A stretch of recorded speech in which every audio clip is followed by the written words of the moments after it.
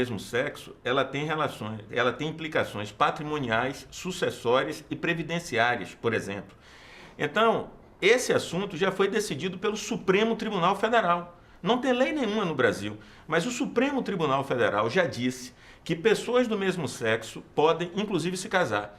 Então, decidido esse assunto, Celcinho, não cabe, no primeiro grau, ingressar em juízo alguém para questionar se pode ou não. Então, a eficácia normativa da jurisprudência é isso. Todos os assuntos que forem pacificados pelos tribunais superiores não caberão mais discussão nas instâncias inferiores. Ninguém entre com ações, né, para questionar esses assuntos já resolvidos. Então, isso vai eliminar uma série de ações e aquelas que equivocadamente forem ingressarem em juízo, os juízes já no primeiro grau vão poder decidir no mérito, que é uma questão já pacificada nos tribunais superiores. É a isso que se dá o nome de eficácia normativa da jurisprudência. Fantástico. Vamos para o segundo ponto. Incidente de resolução de demandas repetitivas. Não é a mãe de ninguém. O incidente de resolução de demandas repetitivas são aquelas ações de massa, né? Contra telefonia, plano de saúde, contra bancos. O que é que o novo Código de Processo Civil propõe? É que, estando no segundo grau, chegando no segundo grau, uma dessas ações, uma delas seja escolhida, as demais ficam suspensas no primeiro grau e aquela decisão que for dada nos tribunais superiores, ela será aplicada a todas as demais. Com isso, você vai ter celeridade, porque você vai matar várias ações sobre o mesmo assunto num único momento. Você vai ter isonomia, o que é dado a um será dado a todos e, consequentemente, você vai ter segurança jurídica. Porque o que é que acontece hoje? Eu e você ingressamos em juízo com a mesma causa de pedir, sob plano de saúde, por exemplo, e dois juízes vizinhos de porta dão uma decisão para mim e outra para você. Decisões diferentes. Então, aquele que tem uma decisão favorável estimula o vizinho a ingressar em juízo com esse mesmo tipo de ação. Então, com o incidente de resolução de demandas repetitivas, eu, você e milhares de outros que estiverem ingressados em juízo com a mesma causa de pedir, teremos a mesma decisão para todos. Fantástico. Terceiro ponto, apelação direta no segundo grau.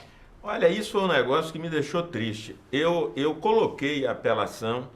Apelação é o seguinte, a gente entra em juízo e o juiz de primeiro grau dá uma decisão. Obviamente que a parte que perdeu, ela recorre. E na hora que ela recorre, o juiz estudou aquele processo, ele decidiu. Se você recorre, qual é a tendência do juiz? É dizer que a decisão dele está certa. Então você agrava, né, essa decisão do juiz. Esta apelação que vai para o segundo grau é feita ao mesmo juiz da causa, que já decidiu. O que é que eu fiz? Eu coloquei que a apelação deve ser interposta no segundo grau, diretamente no tribunal. Então, o desembargador, ele vai dizer em que efeitos recebe a sua apelação. Se já tem a eficácia da sentença, ou seja, se já lhe dá o bem que você pretende, né? Se já lhe concede o direito que você pretende, ou se ele diz, não, olha, o que você quer, se eu lhe conceder agora e eu estiver errado, pode prejudicar a outra parte. Então, eu vou receber a sua apelação, mas você ainda não vai ter esse direito. Ocorre que, quando se você fizer a apelação diretamente no segundo grau, Celcinho, isso pode equivaler a 1 ano. As ações hoje levam 1 ano só para subir. Só para o processo sair do primeiro grau para ir para o tribunal, levam mais de 1 ano.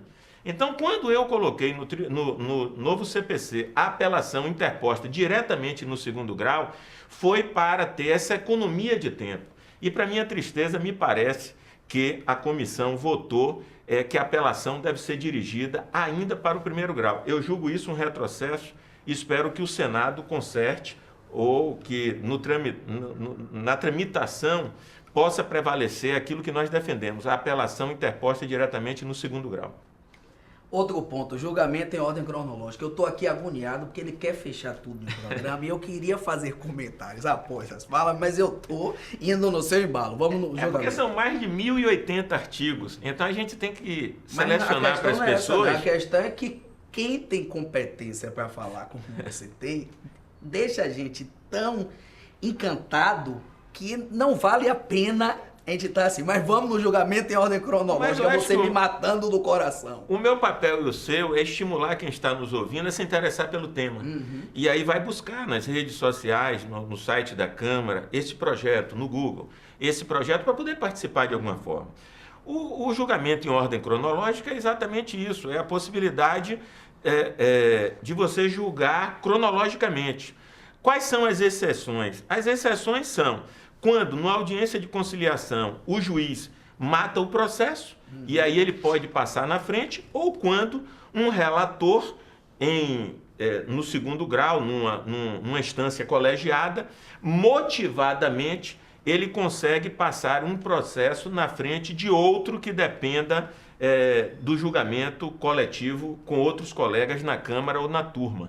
De forma que tanto o autor, o réu, como os próprios advogados, eles saberão exatamente a ordem cronológica, uma estimativa de tempo de quando o seu processo será julgado. Outro ponto aqui que deixa a sociedade tremendo, que é a questão de entra direito de família, inclusive, que é a prisão do devedor alimentício. Eu mitiguei essa questão, eu tenho experiência na área de direito de família, e o que é que acontece hoje? Quando a pessoa não paga a pensão, às vezes é porque não pode mesmo, mas outras vezes é porque não tem condição de pagar. E aqueles que defendem a prisão do devedor de alimentos dizem que quando prendem o devedor, o dinheiro aparece, a família faz a vaquinha, o dinheiro aparece. Né? Então, mas tem gente que suporta a prisão e agrava o conflito familiar. O sujeito vai para a prisão, quando sai de lá, vira para o filho e diz: você viu o que sua mãe fez com seu pai? Mandou seu pai para a prisão. E agrava o conflito familiar. Então, o que é que eu fiz? Eu mitiguei a prisão do devedor de alimentos.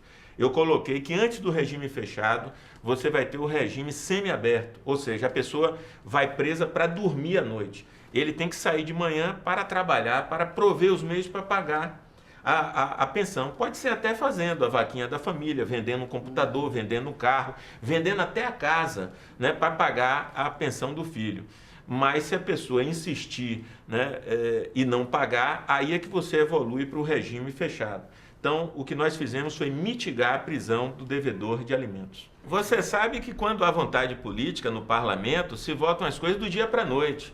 E quando não há vontade política, como por exemplo, em 1995, eu participei de uma comissão em que a minha querida amiga e colega Marta Suplicy propôs um projeto da união civil de pessoas do mesmo sexo. Até hoje não foi votado. Então, quando se quer, se vota. Quando não quer, fica lá nas gavetas, nos escaninhos do Congresso. Entrevista quando é boa, o tempo passa, estoura, a produção levanta a mão dizendo que está chegando.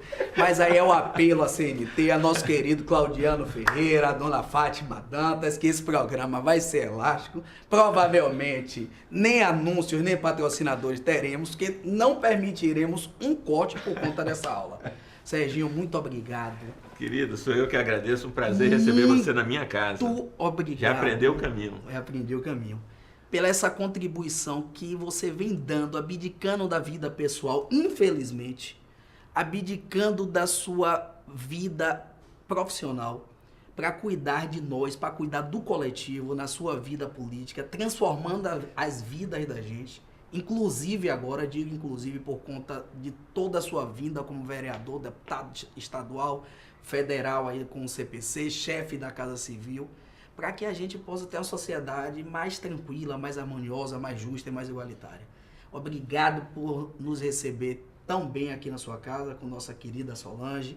E o programa está aberto para que você venha conversar, o microfone é seu, tela é sua, para a gente falar de todos esses assuntos que possam contribuir cada vez mais com nossos telespectadores. Sou eu que agradeço, um prazer grande receber vocês e entrar na casa de todos que estão nos ouvindo para discutir assuntos de interesse de cada um.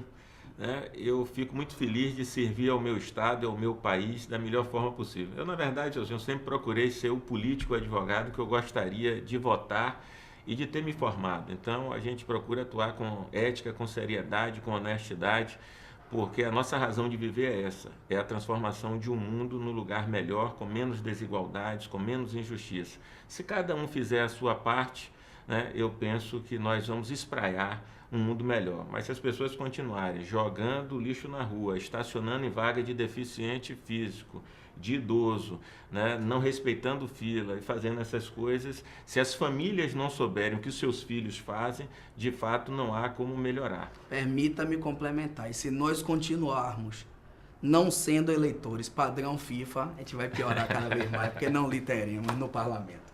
Então, falar sério, fica por aqui. Estamos finalizando, infelizmente, esse programa, que por mim aqui eu passava mais 3, 4 horas de tanta coisa boa, de tanto assunto, de tanto conteúdo, de um resumo de um Código do Processo Civil que move as vidas da gente. Até mais.